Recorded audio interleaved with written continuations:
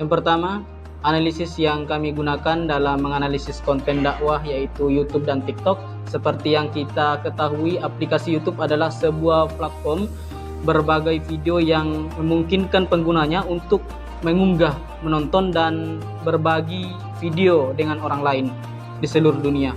Platform ini didirikan pada tahun 2005 oleh Steve Jobs, Ken Harley, dan Javed Karim yang semuanya sebelumnya bekerja di perusahaan PayPal. Awalnya YouTube dibuat dengan tujuan agar orang dapat berbagi video mereka kepada orang lain. Tapi seiring dengan perkembangan waktu, platform ini juga menjadi situs untuk menerbitkan lagu, menyalurkan hobi, serta untuk mempromosikan sebuah produk maupun perusahaan. YouTube pertama kali didaftarkan secara administrasi pada tanggal 14 Februari 2005 yang juga dikenal sebagai Hari Valentine. Sedangkan TikTok adalah aplikasi media sosial yang termasuk dalam kategori multimedia, khususnya dalam bentuk video pendek yang dapat diakses melalui smartphone dan juga memiliki versi website. Aplikasi ini memungkinkan penggunanya untuk membuat, mengedit, dan membagikan video pendek yang disertai dengan filter dan musik pengiringnya. TikTok muncul pada tahun 2016, sekitar pada tahun 2016 sebagai platform video musik yang populer di kalangan masyarakat. Dan sejak itu telah mengalami perkembangan yang sangat pesat dalam hal fitur dan performa. Aplikasi ini telah menjadi salah satu platform media sosial yang sangat digandrungi dan sangat populer di seluruh dunia, termasuk di Indonesia sendiri dengan jumlah pengguna yang mencapai 1.650 juta orang.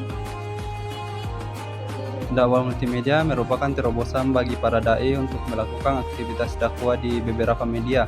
Mengingat selama ini para dai dalam melaksanakan dakwah terbatas pada media mimbar saja, dan kalaupun ada yang melakukan dakwah melalui media cetak atau media elektronik, itu hanya sebagian saja. Adapun fitur-fitur yang dapat digunakan dalam dakwah multimedia yaitu short video. Short video adalah format video pendek yang digunakan untuk menyampaikan pesan-pesan dakwah atau keagamaan dalam waktu 15-60 detik. Biasanya kurang dari 1 menit. Format ini populer karena dapat menjangkau audiens yang lebih luas dengan cepat dan efektif melalui platform-platform media sosial. Platform yang menggunakan short video yaitu TikTok, Instagram Reels, YouTube Short, Twitter, Flits, Snapchat, Facebook, WhatsApp status, live streaming. Dengan fitur ini, pengguna dapat berbagi konten secara langsung dengan audiensnya, memungkinkan interaksi langsung dan interaktif antara pengguna dan penonton. Live streaming telah menjadi sangat populer di platform seperti TikTok, YouTube, dan aplikasi lainnya, serta digunakan dalam berbagai konteks lainnya seperti penyampaian dakwah, IGTV, atau Instagram Television. Dalam fitur video panjang yang tersedia di platform media sosial Instagram, IGTV memungkinkan pengguna untuk mengunggah video dengan durasi hingga 10 menit yang lebih panjang dibandingkan dengan video yang dapat diunggah di fitur Instagram lainnya. IGTV dirancang untuk memungkinkan pengguna mengunggah konten video yang lebih panjang dan lebih kompleks seperti video dokumenter, tutorial, atau acara live, serta memungkinkan pengguna untuk berbagi informasi dan berinteraksi dengan audiens melalui komentar dan lain-lain. Yang ketiga, dakwah multimedia dapat mempengaruhi perilaku dan sikap mad'u terhadap agama dan keyakinan dengan cara sebagai berikut, yaitu pengguna media digital. Dakwah multimedia memanfaatkan media digital seperti video, gambar, dan audio untuk penyampaian pesan agama. Hal ini memungkinkan dakwah untuk mencapai audiens yang lebih luas dan lebih mudah diakses, serta memungkinkan interaksi yang lebih langsung dengan audiens. Selanjutnya, konten yang menarik. Dakwah multimedia harus memiliki konten yang menarik dan interaktif untuk menarik perhatian audiens. Konten yang menarik dapat berupa video yang berisi ceramah, kisah inspiratif, atau tutorial agama yang mudah dipahami. Hal ini memungkinkan audiens untuk lebih terlihat dan memahami pesan agama yang disampaikan. Selanjutnya, penggunaan kesenian. Dakwah multimedia dapat menggunakan kesenian sebagai metode dakwah yang lebih efektif. Kesenian seperti musik, tarian, atau drama dapat membantu mengkomunikasikan pesan agama dengan cara yang lebih interaktif dan menarik. Hal ini memungkinkan audiens untuk lebih terlibat dan memahami pesan agama yang disampaikan. Selanjutnya, pengguna media sosial. Dakwah multimedia dapat menggunakan media sosial sebagai sarana dakwah yang efektif. Media sosial memungkinkan dakwah untuk mencapai audiens yang lebih luas dan lebih mudah diakses, serta memungkinkan interaksi yang lebih langsung dengan audiens. Hal ini memungkinkan dakwah untuk lebih efektif dan mengkomunikasikan pesan agama dan mempengaruhi perilaku dan sikap audiens. Dan yang terakhir, pengguna etika dan norma. Dakwah multimedia harus memperhatikan etika dan norma dalam berdakwah. Hal ini memungkinkan dakwah untuk lebih efektif dalam mengkomunikasikan pesan agama dan mempengaruhi perilaku dan sikap audiens, serta memungkinkan dakwah untuk lebih dihormati dan dipercaya oleh audiens. Yang keempat, beberapa contoh dakwah multimedia yang sukses di media sosial baik dari sisi kontennya maupun dari sisi metode penyebarannya. Pada tugas ini kami menganalisis 2 video yang diambil dari 2 sumber, yaitu TikTok dan YouTube.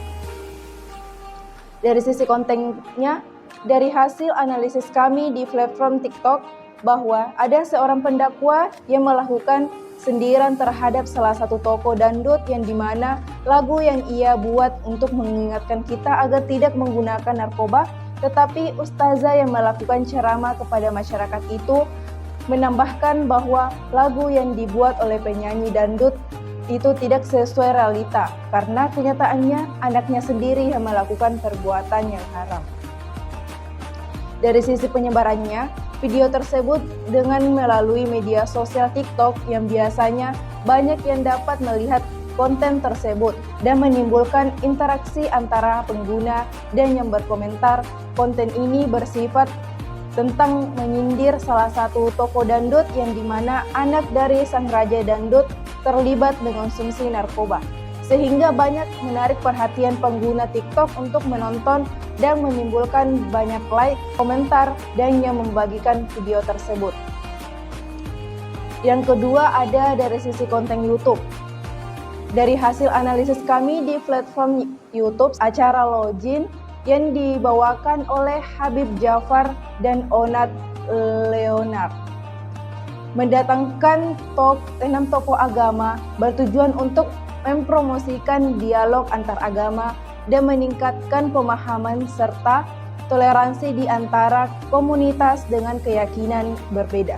Format acara meliputi diskusi panel diikuti oleh sisi tanya jawab dengan audiens, di mana tokoh agama yang diundang adalah Ustadz Ahmad, yaitu agamanya Islam, Pastor Markus, agamanya Kristen Protestan, dan Romo Antonius, agamanya Katolik, Bahikhu Sucita, agamanya Buddhisme, Pandit Rama, agamanya Hindu, dan Rabbi Eli, agamanya Yahudi.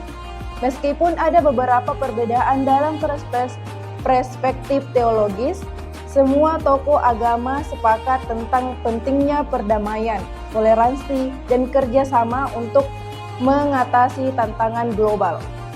Beberapa tokoh menekankan pentingnya pendidikan untuk mengurangi prasangka, sementara yang menyoroti peran doa dan ritual dalam mempromosikan harmoni. Diskusi ini berhasil mempromosikan pemahaman dan toleransi antar agama, meskipun beberapa topik sensitif menimbulkan debat yang hangat. Tantangan seperti interpretasi teks suci dan pengalaman historis masih memerlukan dialog lebih lanjut. Dari sisi penyebarannya, konten disebarkan melalui YouTube untuk streaming langsung. Target utamanya adalah pemuda dan orang dewasa muda yang sekitar umurnya 18-35 tahun yang tertarik dengan isu-isu keagamaan dan dialog antar agama. Dalam penyebaran konten ini menggunakan hashtag dialog antar agama di media sosial. Dampak dari konten ini yaitu banyak audiens menunjukkan minat yang besar dengan banyak pertanyaan yang diajukan terkait penerapan nilai-nilai agama dalam kehidupan sehari-hari. Reaksi emosional mencerminkan apresiasi terhadap keberagaman dan keterbukaan dalam diskusi. Baik, yang kelima, kelebihan dan kekurangan dakwah multimedia di media sosial. Kelebihan dakwah multimedia di media sosial yang pertama, jangkauan luas, di mana sosial media memungkinkan pesan dakwah dapat menjangkau khalayak yang sangat banyak dan beragam di seluruh dunia. Yang kedua, interaktif, di mana pengguna dapat berinteraksi langsung dengan dai melalui komentar, pesan pribadi, dan fitur live. Yang ketiga, kemudahan akses, di mana konten dakwah sangat mudah dijangkau di mana dan kapan saja asal memiliki internet. Yang keempat, kreatif, di mana para dai yang menggunakan media sosial sebagai tempat berdakwah dapat menyajikan konten dakwah yang kreatif karena media sosial sendiri memiliki fitur-fitur yang menarik. Kekurangan dakwah multimedia sosial di media sosial yang pertama, penyalahgunaan, di mana sosial media bisa digunakan untuk menyebarkan informasi yang salah atau konten dakwah yang menyesatkan. Yang kedua, respon nge-live dalam penggunaan media sosial. Siapa saja dapat memberikan tanggapan nge-live atau kritikan yang mungkin dapat menghambat proses dakwah. Yang ketiga, kurang kedalaman.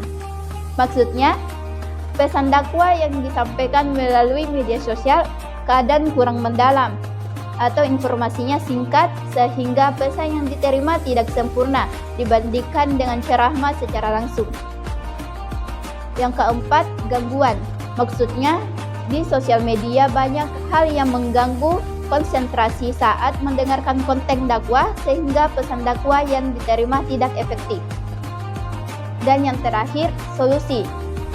Konten berkualitas. Kita sebagai pendakwah harus memastikan konten dakwah kita itu berkualitas, di mana konten tersebut memiliki kualitas tinggi, baik dari segi informasinya maupun cara penyampaiannya.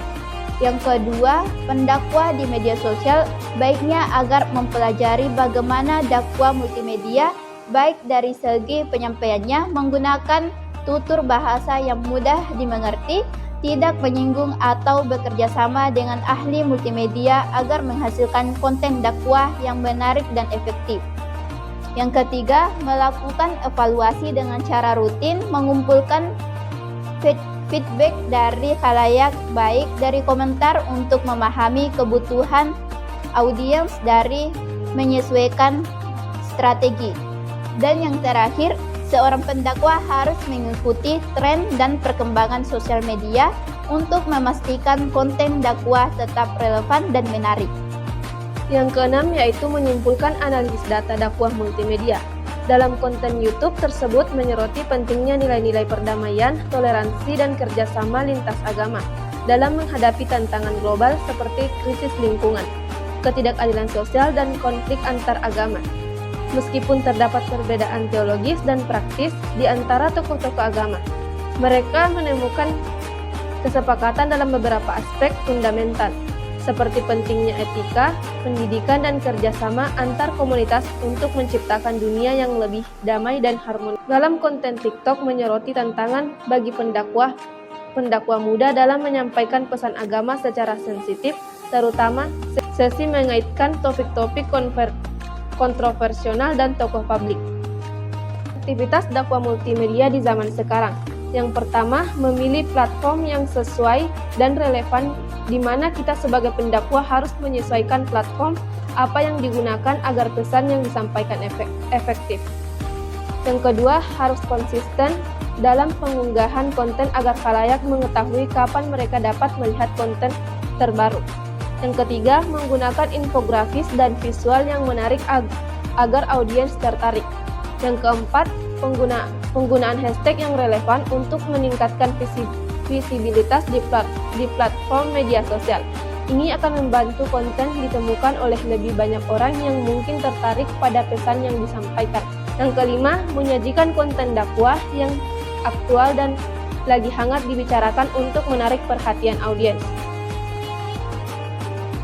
Baiklah, itulah tadi hasil video dari analisis kami. Terima kasih. Assalamualaikum warahmatullahi wabarakatuh.